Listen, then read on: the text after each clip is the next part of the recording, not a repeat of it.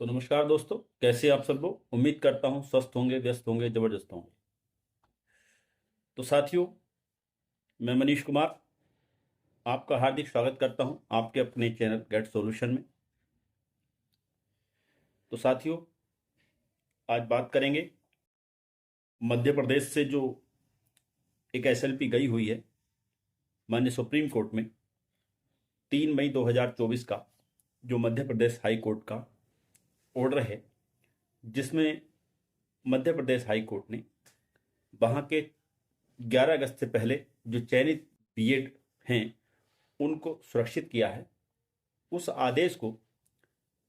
Challenge किया गया है इस एसएलपी के माध्यम से माननीय सुप्रीम कोर्ट में, और जिसकी पूर्व में जो है 2 सुनवाइयां हो चुकी हैं। तो उसी पर आज बात करेंगे, क्योंकि नीचे से आप लोगों के कमेंट आ रहे थे कि सर मध्य प्रदेश जो केस है उसके बारे में कुछ बताइए। तो जैसा कि मैंने पूर्व की वीडियो में बताया था कि 14 नवंबर को इस केस में सुनवाई लगी हुई थी, लेकिन 14 नवंबर को इसकी सुनवाई हो नहीं पाई थी। और सॉरी, 14 नवंबर को हुई थी, लेकिन 25 नवंबर को सुनवाई लगी हुई थी। 14 नवंबर के बारे में तो सुनवाई के बारे में मैंने बताया था। ये जो अप्रोप्रिएट बेंच में केस ट्रांसफ़र किए जाने की बात थी। तो 25 नवंबर में इसकी सुनवाई होने वाली थी,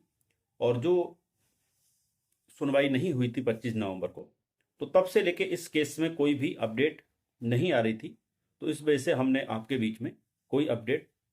नहीं दी। जब है ही नहीं अपडेट तो आपको अपडेट हम देते क्या। तो फिलहाल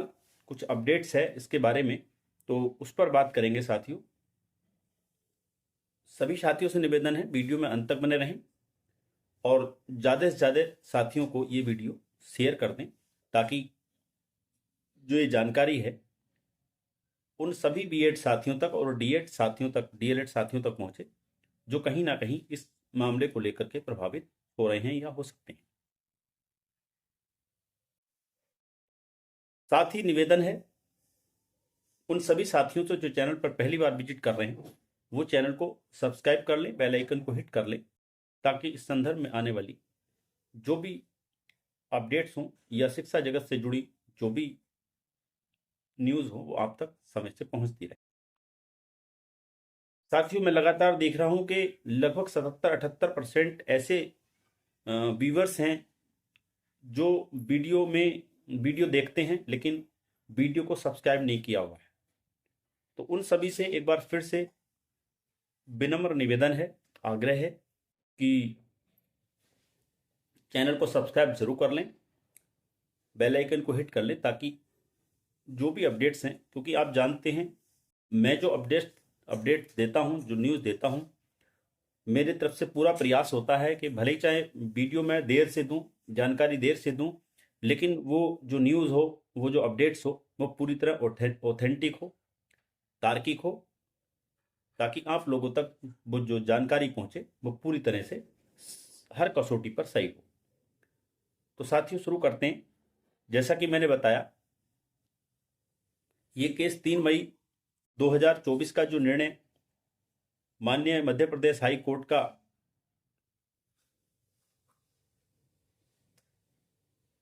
ऑर्डर है, जिसमें उन्होंने जो मध्य प्रदेश के 11 अगस्त से पहले जो चयनित बीएड साथी हैं उनको सेव किया है, और उस ऑर्डर में उन्होंने उस भर्ती को सब्जेक्ट टू आउटकम नहीं माना है। बस यही पेच है कि सब्जेक्ट आउटकम नहीं माना है, तो सब्जेक्ट आउटकम किसे माना जाना चाहिए। इसी में जो लोचा है, यानी एक लोचा है कि सब्जेक्ट टू आउटकम क्या है। सब्जेक्ट टू आउटकम को लेकर ही लोचा है, जिसको लेकर के ये मामला सुप्रीम कोर्ट में चैलेंज हुआ है। तो अब ये केस जो है लिस्टेड हो चुका है, और इसकी जो सुनवाई होने जा रही है वो 9 दिसंबर 2024 को होने जा रही है। और ये जो है बेंच जो रही है, जैसे मैंने पिछली वीडियो में बताया था कि एप्रोप्रिएट बेंच में चला गया, यानी कि ऑनरेबल जस्टिस धूलिया जी और असनुद्दीन अमानुल्लाह जी की बेंच में ये मामला इस समय लगा हुआ है। और 9 तारीख को ये लगा हुआ है, और इसका जो कोज नंबर यानी कि कोज लिस्ट में नंबर देखें, यानी इसका सीरियल नंबर 39 पर ये सुने जाने के लिए लिस्टेड हुआ है। तो साथियों, अब सवाल ये बनता है कि अगर धूलिया जी इस मामले को अगर एक सिरे से खारिज कर देते हैं कि हमें नहीं सुनना बीएड और बीटीसी मामले को अब, तो फिर तो जाहिर सी बात है कि जो मध्य प्रदेश के डीएलएड साथी हैं उनको कोई राहत नहीं मिलेगी। और अगर धूलिया जी इस मामले को सुनने के लिए तैयार हो जाते हैं, और जिसकी संभावनाएं हैं, क्योंकि उन्होंने उन एसएलपी के लिए मना किया सुनने के लिए जो एसएलपी बीएड जो है बार बार लेकर के जा रहा था, तो उनको लेकर के उन्होंने मना किया था। लेकिन इस केस का जो संदर्भ है वो दूसरा है। इसमें यह बात कही गई है कि आप ये क्लैरिफाई कर दें, माननीय सुप्रीम कोर्ट में ये प्रे की गई है कि आप क्लैरिफाई कर दें कि आखिर जो सब्जेक्ट टू आउटकम है उसकी डेफिनेशन क्या है, यानी कि उसको डिफाइन कर दें कि सब्जेक्ट टू आउटकम, आपने कहा कि भर्तियां सब्जेक्ट टू आउटकम नहीं होनी चाहिए, ऐसे बीएड चयनित जो हैं सुरक्षित हैं 11 अगस्त 2023 से पहले जो ज्वाइन हो चुके हैं, नियुक्त हो चुके हैं, उनको हम सुरक्षित कर रहे हैं, बशर्ते उनकी जो भर्ती है वो किसी भी कोर्ट ऑफ लॉ में चैलेंज नहीं होनी चाहिए और सब्जेक्ट टू आउटकम नहीं होनी चाहिए।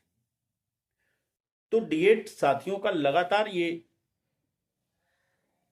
मानना है कि भर्ती हमने अगर चैलेंज की है तब भी वो सब्जेक्ट टू आउटकम अगर हुई है तो सब्जेक्ट टू आउटकम होनी चाहिए। तो इसी चीज को लेकर के माननीय सुप्रीम कोर्ट में ये एसएलपी गई हुई है, जिसमें ये प्रे की गई है कि आप केवल जो आपने सब्जेक्ट टू आउटकम की बात कही है अपने 8 अप्रैल 2024 के निर्णय में, उस सब्जेक्ट टू आउटकम को आप क्लेरिफाई कर दें, उसको परिभाषित कर दें कि वो सब्जेक्ट टू आउटकम किस तरह से माना जाएगा, किसको माना जाएगा। क्या, जैसा कि मध्य प्रदेश हाई कोर्ट ने कहा है कि चूंकि बीएड वहां नोटिफिकेशन में शामिल था और उसने कोर्ट को खुद से अपोज नहीं किया, यानी और अपने आप को इंटरिम रिलीफ के लिए यानी कोई रिलीफ नहीं दी, तो ऐसे में ये सब्जेक्ट टू आउटकम भर्ती नहीं, ये मान्य जो आपका मध्य प्रदेश हाई कोर्ट है उसका मानना है। बस साथियों, इसी पर जो है ये सुनवाई होनी है, और ये उम्मीद कर सकते हैं कि इस सुनवाई में ही ये चीजें क्लियर हो जाएंगी, क्योंकि इसमें लंबी चौड़ी बहस का कोई मुद्दा नहीं है। केवल प्रे ये की गई है माननीय सुप्रीम कोर्ट से कि सब्जेक्ट टू आउटकम को आप क्लैरिफाई कर दीजिए, परिभाषित कर दीजिए कि आखिर सब्जेक्ट टू आउटकम किस भर्ती को माना जाए। तो ये बहुत महत्वपूर्ण सुनवाई होने वाली है, और 9 तारीख में ही उम्मीद कर सकते हैं कि इसमें निर्णय आ जाएगा, और जैसे ही इसमें सुनवाई होगी उस पर बराबर नजर बनी रहेगी हमारी, और जैसे ही कोई शाम तक जो भी, यानी कि 9 तारीख की शाम तक सुनवाई के बाद जो भी चीजें निकल के आएंगी उसको लेकर के फिर आपके बीच मैं जरूर उपस्थित रहूंगा। तब तक के लिए साथियों, आपका धन्यवाद, नमस्कार।